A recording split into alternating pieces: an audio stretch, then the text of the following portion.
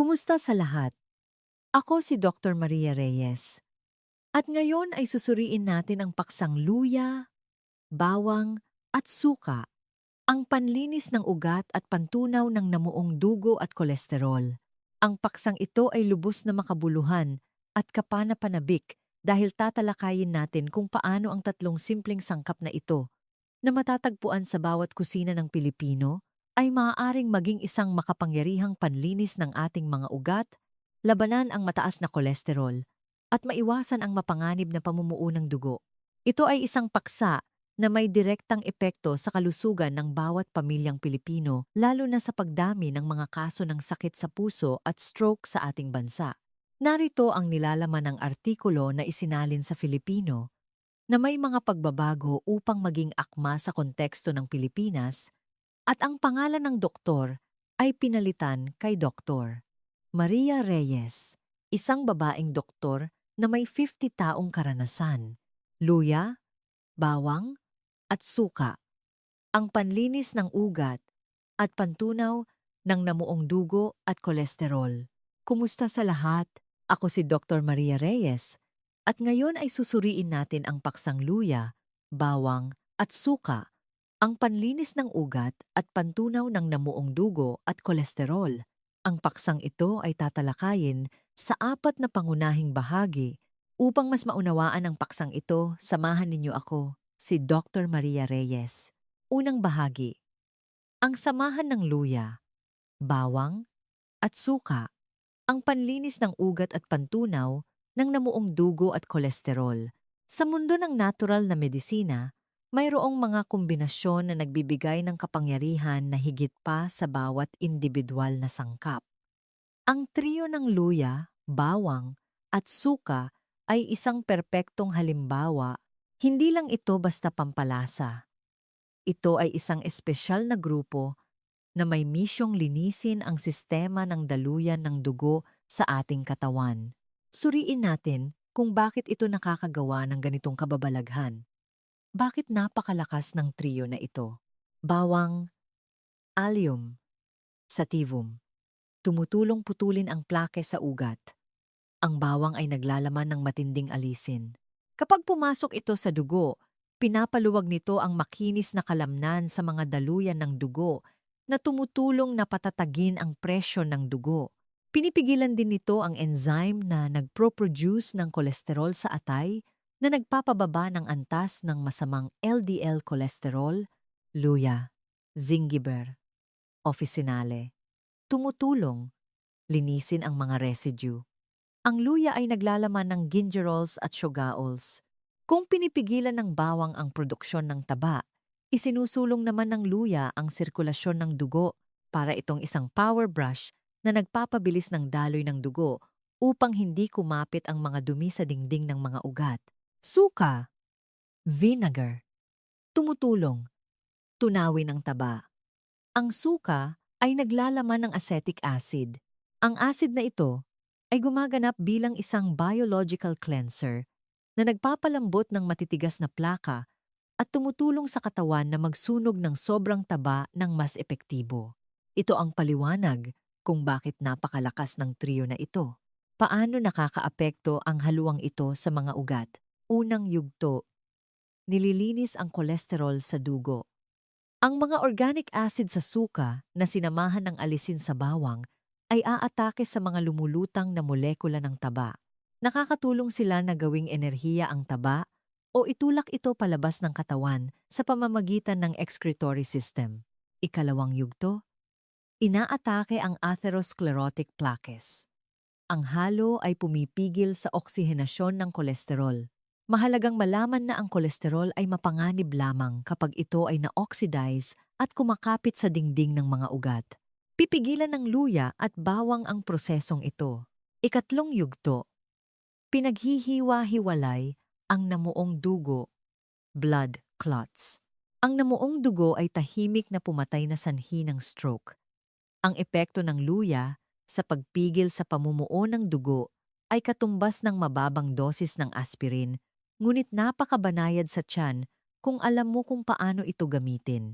Ang tamang formula para gumawa ng panlinis ng taba sa katawan. Mga sangkap na kailangan. 250 gramo sariwang luya, mas mainam ang matanda na luya. 250 gramo bawang, binalatan piliin ang native na bawang na maliit ang ngipin ngunit mas maraming medicinal properties.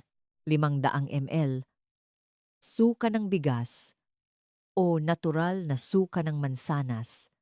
Mas mainam ang suka ng mansanas an paraan ng paggawa.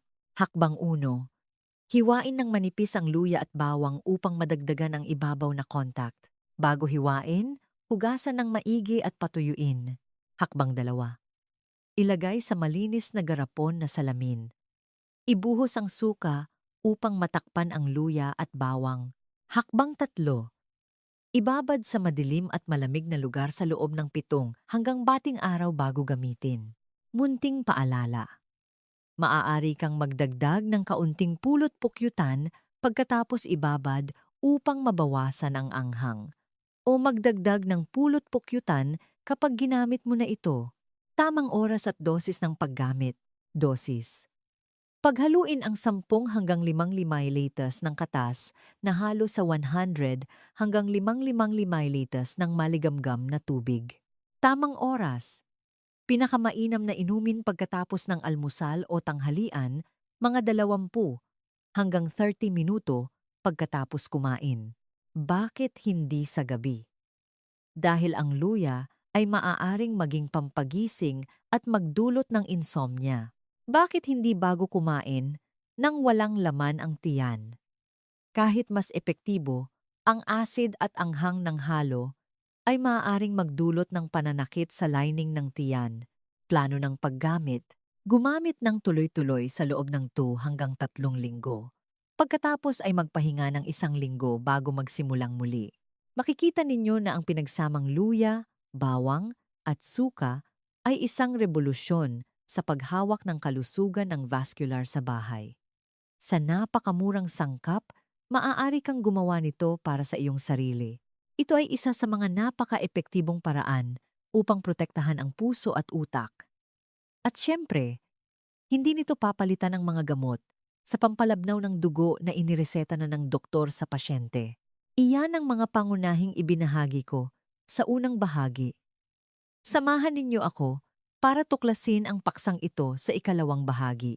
Ikalawang bahagi, ano ang mangyayari sa katawan pagkatapos ng 21 araw at mahalagang paalala? Kailangan ninyong pakinggan ng mabuti ang impormasyon sa bahaging ito habang ibinabahagi ko ito sa inyo.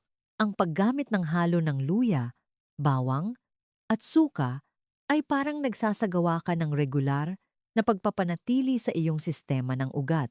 Gayunpaman, upang makamit ang nais na resulta, kailangan mong maunawaan ng malinaw ang pagbabago ng regimen para sa iyong katawan at ang mga espesyal na kaso na nangangailangan ng pag-iingat. Una, ang talaarawan ng 21 araw, ang pagkabuhay muli ng daloy ng dugo, araw 1 hanggang araw 7. Unang linggo, pagsisimula ng digestive system. Sa unang linggong ito, ang pinakamalinaw na mararamdaman mo ay ang paggaan ng iyong tiyan. Ang pakiramdam ng paglobo o pagkabigat mula sa mga pagkain sa holiday ay mawawala. Ito ang panahon kung saan ang acetic acid sa suka at ang essential oil sa luya ay naglilinis ng bituka, sumusuporta sa atay sa pagproseso ng hilaw na taba na naipon. Araw 8 hanggang araw. Paglilinis ng lumen ng ugat. Sa puntong ito, magsisimulang ipakita ng alisin sa bawang ang epekto nito sa antas ng molekula. Ang mga bagong nabuong atherosclerotic plaques ay aatakehin at ang daloy ng dugo ay magsisimulang dumaloy ng mas maayos. Mapapansin mo na mas malalim ang iyong tulog at ang pamamanhid sa kamay at paa o pagbigat ng ulo sa umaga ay kapansin-pansing bababa. Araw 15 hanggang araw 21, pagre-regenerate ng enerhiya. Ang iyong katawan ay ganap nang nakapag-adjust sa halo sa puntong ito. Ang iyong mga antas ng kolesterol ay magsisimulang maging mas matatag. Kung magpapasuri ka, makikita mo ang pagbaba ng triglycerides. Ang iyong balat ay magiging mas makinis at mamula-mula dahil sa mas epektibong pagdadala ng may oxygen na dugo sa mga peripheral capillaries. Iyan ang 21 araw na pagbabago sa iyong katawan upang mas madali mong maramdaman. Ikalawa, 3 kaso na nangangailangan ng labis na pag-iingat. Bagamat ito ay isang mahalagang remedyo, ang sumusunod na 3 kaso ay hindi dapat gamitin ng walang payo ng doktor o kailangan mong konsultahin ang iyong doktor bago gamitin. Mga gumagamit ng gamot sa pampalamnaw ng dugo. Ang luya at bawang ay parehong may natural na epekto sa pampalamnaw ng dugo. Kung ipagsasama sa mga antikoagulant na gamot tulad ng warfarin o clopidogrel, maaari itong magdulot ng mas mataas na panganib ng kahirapan sa pagtigil ng pagdurugo o subcutaneous hemorrhage, mga may active ulcer sa tiyan. Ang halo na ito ay may mataas na kaasiman mula sa suka at matapang na anghang mula sa bawang at luya. Kung ang lining ng iyong tiyan ay namamaga o may ulcer, ang pag-inom ng halo na ito ay magdudulot ng matinding kirot at magpapalala sa mga ulcer. Mga nagpaplano ng operasyon o pagbunot ng ngipin, dapat mong itigil ang halo na ito ng hindi bababa sa 7 araw bago ang anumang surgical procedure upang matiyak ang normal na kakayahan ng iyong dugo na mamuo. Iyan ang 3 kaso na nangangailangan ng pag-iingat kapag gumagamit ng halo na ito. Paano harapin ang karaniwang side effects? Amoy ng bawang. Maraming tao ang ayaw gumamit nito dahil natatakot sila sa amoy ng bawang sa kanilang hininga. Isang maliit na tip. Pagkatapos uminom, ngumuya ng ilang sariwang dahon ng mint o isang hiwa ng lemon o uminom ng isang nguso ng unsweetened milk. Ang protina sa gatas ay makakatulong na neutralisahin ang mga sulfur compound na nagdudulot ng masamang amoy sa iyong bibig ng napaka-epektibo, banayad na pagkirot sa lalamunan. Ito ay isang normal na reaksyon dahil sa thermal na katangian ng luya at bawang na pinagsama. Napakasimple ng solusyon. Dagdagan ang dami ng maligamgam na tubig kapag nagmi-mix. Halimbawa, kung dati ay uminom ka ng 150 ml, dagdagan mo na ngayon sa 250 ml at magdagdag ng 1 kutsarita ng pulot pukyutan upang pakalmahin ang lining ng lalamunan. Mga tips sa pag-iimbak. Upang hindi mawala ang mga medicinal properties, huwag ilagay ang iyong garapon sa direktang sikat ng araw dahil sisirain ng ilaw ang alisin sa bawang. Itago sa refrigerator pagkatapos ibabad ng 10 araw upang mapanatili ang sariwang lasa at maiwasan ang sobrang pag-ferment. Laging gumamit ng malinis at tuyong kutsara upang kumuha ng katas upang maiwasan ang kontaminasyon ng iyong garapon na maaaring magdulot ng amag. Kaya, maging maingat kapag kumukuha ng halo sa bawat paggamit. Ang pagtitiyaga ay susi sa tagumpay. Pagkatapos ng 21 araw, magpahinga ng 7 araw upang ang iyong katawan ay makabalik sa balanse bago magsimula ng bagong regimen. Hindi lang ito paraan upang mabawasan ang kolesterol. Ito ay paraan upang matutunan mong pahalagahan ang kalusugan ng iyong vascular araw-araw gamit ang isang simpleng inumin na pamilyar. Tandaan, hindi nito pinapalitan ang gamot para sa anumang sakit na inireseta ng doktor. Mangyaring isaalang-alang ito. Samahan ninyo ako para sa ikatlong bahagi. Mga malubhang pagkakamali na nagpapawalan ng bisa sa haluang panlaban sa kolesterol. Tiyak na natuwa na kayo sa una at ikalawang bahagi, hindi ba? Maraming tao ang sabik na sumusunod sa mga resipe, ngunit nakakaligtaan ang napakaliit na detalye na humahantong sa kawalan ng epekto ng halo o mas malala pa, nagdudulot ng pinsala sa kalusugan. Narito ang pinakakaraniwang pagkakamali na ibinabahagi ko sa inyo upang makatulong na ituwid ang mga ito. Una, paggamit ng maling uri ng bawang at suka. Pagkakamali. Paggamit ng bawang mula sa Tsina, malalaki ang ngipin, puro puti ang balat, at suka na gawa sa kemikal, purong suka na mura. Katotohanan tungkol sa bawang. Ang bawang mula sa Tsina ay naglalaman ng napakakaunting alisin at madalas na nilagyan ng preservatives upang hindi umusbong. Piliin ang native na bawang o solo na bawang maliliit na ngipin. Matapang ang amoy. Upang matiyak ang pinakamalakas na medicinal properties para sa kalusugan. Katotohanan tungkol sa suka. Ang suka na gawa sa kemikal ay dilute acetic acid lamang. Wala itong anumang kapaki-pakinabang na bakterya at enzymes na sumusuporta sa panunaw.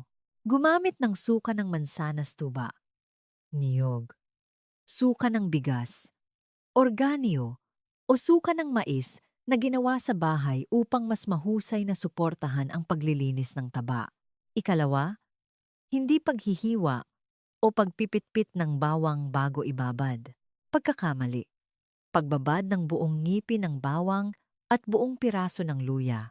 Ang alisin sa bawang ay hindi laging naroroon. Ito ay nalilikha lamang kapag ang bawang ay mekanikal na tinatamaan tinadtad, hiniwa o pinipitpit upang ang enzyme na aliinase ay makipag-ugnayan sa aliin compound. Tamang paggamit. Dapat mong hiwain ng manipis o pitpitin ng bahagya. Pagkatapos ay iwanan sa hangin ng 12 hanggang 15 minuto bago ibuhos ang suka. Ito ay magpapagana ng lubos sa fat cleaning machine sa bawang. Ikatlo, paggamit ng plastic na lalagyan sa pagbabad ng halo, pagkakamali. Paggamit ng plastic na bote o plastic na lalagyan para sa halo, panganib. Ang suka ay lubos na acidic. Kapag matagal na ibinabad, kakainin ng acid ang plastic na maglalabas ng mga microplastic at nakakalason na kemikal tulad ng BPA sa katas. Tamang paggawa. Laging gumamit ng dekalidad na garapon na salamin o ceramic na lalagyan. Ito ay upang matiyak na ang iyong halo ay puro at ligtas para sa iyong atay. Mangyaring tandaan ito. Ikaapat, ang bawang na nagiging berde, pagkakamali. Nag-aalala kapag naging berde ang bawang na ibinabad. Ito ba ay nakakalason? Katotohanan. Ito ay isang normal na reaksyon ng kemikal sa pagitan ng acid sa suka at ng mga sulfur compound sa bawang.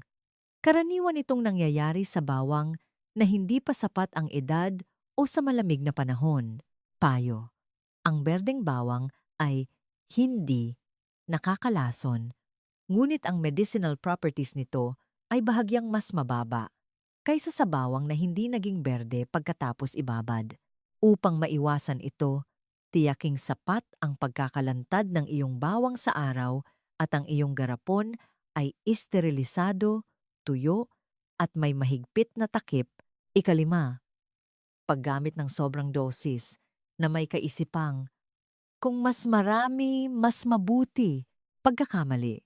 Umiinom ng buong mangkok ng katas o umiinom ng higit sa 3 beses sa isang araw. Kinahinatnan. Ang luya, bawang, at suka ay pawang may matapang na nakakairitang katangian.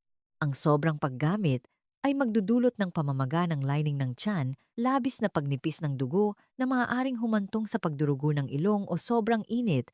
Payo. Mangyaring sumunod sa tamang dosis na 15 ang isang kutsara sa bawat halo. Ang pagmamadali ay hindi maganda. Ang pagiging matiyaga ang susi sa paglilinis ng iyong mga ugat ng optimal. Suriin kung nagawa mo ang alinman sa mga pagkakamali na nabanggit ko. Kung gayon, ayusin mo agad ang mga ito. Nakikita ninyo, ang kalusugan ay nasa ating mga kamay. At kung minsan, nasa loob lamang ng ating maliit na kusina. Umaasa ako na ang serye ng kaalamang ito ay makakatulong sa inyo na maunawaan ng tama ang trio ng luya, bawang, at suka. Gumawa agad ng isang garapon ng liquid gold na ito para sa iyong pamilya at huwag kalimutang ibahagi ang mga resulta pagkatapos ng 21 araw sa akin. Nawa ay magkaroon kayo ng malusog na puso at malinis na daloy ng dugo upang lubos na matamasa ang inyong buhay. Kung saan man kayo nagkamali, ayusin ninyo ito upang makamit ang pinakamainam na resulta at may isa pang huling bahagi lamang. Ikinagagalak kong samahan ninyo ako sa ikaapat na bahagi upang kumpletuhin ang video na ito ngayon. Ikaapat na bahagi. Pagsasama ng tradisyonal at modernong medisina at paano patunayan ang bisa ng fat cleaning machine na halo. Kumusta sa inyo? Nakasama na ninyo ako sa tatlong bahagi ng video na ito ngayon. Mayroon na tayo sa ating mga kamay ng gintong formula mula sa pinagsamang luya, bawang at suka. Ngunit may isang napakahalagang tanong na maraming nagtatanong. Umiinom ako ng gamot sa kolesterol at presyon ng dugo mula sa ospital. Maaari ko bang gamitin ang halo na ito kasama ng aking gamot? Ngayon, bilang isang doktor, ipapaliwanag ko kung paano mo ito maisasama ng matalino laban sa loob, laban sa labas, upang matulungan ang iyong mga antas ng kolesterol na maging kasing ganda ng noong bata ka pa. Suriin natin ito, prinsipyo ng das sa oras na gintong panahon. Kapag gumagamit ng gamot, sa kanluraning medisina, kailangan nating paghiwalayin ang pag-inom ng halo ng hindi bababa sa 2 oras mula sa pag-inom ng gamot. Huwag na huwag inumin ang halo ng luya, bawang, at suka ng sabay-sabay sa mga gamot na inireseta ng doktor.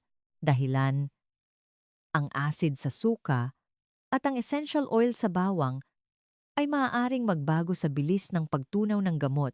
Sa kanluraning medisina, maaari itong maging sanhi ng kawalan ng epekto ng gamot o magdulot ng hindi gustong side effects.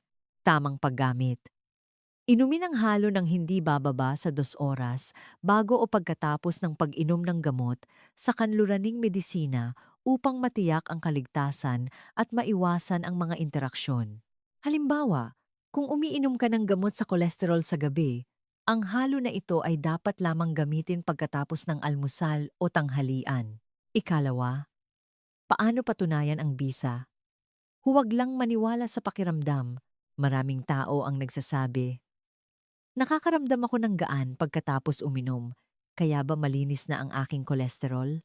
Ngunit bilang isang doktor, pinapayuhan ko kayo na maniwala sa mga numero. Huwag umasa sa mga pakiramdam. Bago gumamit, magpa-blood test para sa iyong lipid profile na kinabibilangan ng 4 na indicator: total cholesterol, LDL, bad cholesterol, HDL, good cholesterol, at triglycerides. Pagkatapos ng 2 regimen sa kabuuan, ay humigit kumulang 10 buwan, magpa-blood test muli sa parehong medical na pasilidad. Ang inaasahang resulta ay kung bumaba ang iyong LDL, bad cholesterol, at tumaas ang iyong HDL, good cholesterol. Iyan ang pinakamalinaw na katibayan na ang fat cleaning machine na ito ay gumagana ng mahusay sa loob ng iyong katawan. Ikatlo, kailan dapat huminto? Ang halo na ito ay isang regimen ng pagpapanatili. Tulad ng ibinahagi ko sa simula, hindi ito isang bagay na dapat mong inumin sa buong buhay mo. Ang mga senyales na malinis na ang iyong katawan ay kapag nawala ang mga sintomas ng pamamanhid ng kamay at paa, matatag ang presyon ng dugo, at bumalik sa ligtas na antas ang resulta ng blood test. Sa puntong ito, maaari mong bawasan ang dosis. Sa halip na gamitin araw-araw, gamitin na lamang bilang maintenance ng 2 hanggang 3 beses sa isang linggo upang mapanatiling malinis at maayos ang iyong mga ugat. Gusto kong maunawaan ninyo na upang mapanatili ang isang malusog na puso, tandaan na ang luya, bawang, at suka ay mahalaga. Ngunit hindi ito makakatalo sa labis na pagkonsumo ng taba mula sa hayop, piniritong pagkain, o kawalan ng ehersisyo araw-araw. Isipin ang halo na ito bilang isang cleaner. Ngunit ikaw ang dapat maging gatekeeper upang hindi makapasok ang dumi sa iyong tahanan. Ang kombinasyon ng mga tradisyonal na remedyo, modernong medisina, at isang malusog na pamumuhay, ang tatlong matibay na haligi upang protektahan ang ating buhay mula sa panganib ng stroke. Salamat sa inyong pagsama sa akin sa 4 na bahagi ng video na ito ngayon sa paksang ang napaka-epektibong panlinis ng taba mula sa bawang, luya at suka. Umaasa ako na ang propesyonal na kaalamang ito ay nakatulong sa inyo na maging mas confident sa pangangalaga sa inyong kalusugan. Huwag kalimutang ibahagi ang video na ito sa inyong mga kaibigan na nasa midlife o sa inyong mga kamag-anak na nangangailangan ng impormasyon. Kung mayroon kayong anumang tanong tungkol sa kung paano ibabad o gamitin, mag-iwan ng komento sa ibaba ng video na ito. Laging akong handang sumuporta upang magkaroon kayo ng pinakamainam na kalusugan. Ito ay pangunahing kaalaman lamang at hindi ako nagbibigay ng diagnosis o regimen ng paggamot. Tulad ng laging binibigyang diin ko sa bawat salita, ito ay isang supportive therapy. Salamat sa inyong pagsama sa akin sa nakaraang 1 taon sa paglalakbay na ito ng pangangalaga at pagprotekta sa kalusugan sa bawat video. Ang bawat video ay isang sandali, isang kagalakan, at isang bagong kaalaman na ina-update nating araw-araw. Umaasa ako na makakasama ko pa kayo sa maraming paglalakbay sa susunod na taon. Nais kong batiin ang lahat ng isang maunlad na bagong taon na puno ng yaman at swerte. Paalam. At magkita-kita tayo sa susunod na mga video.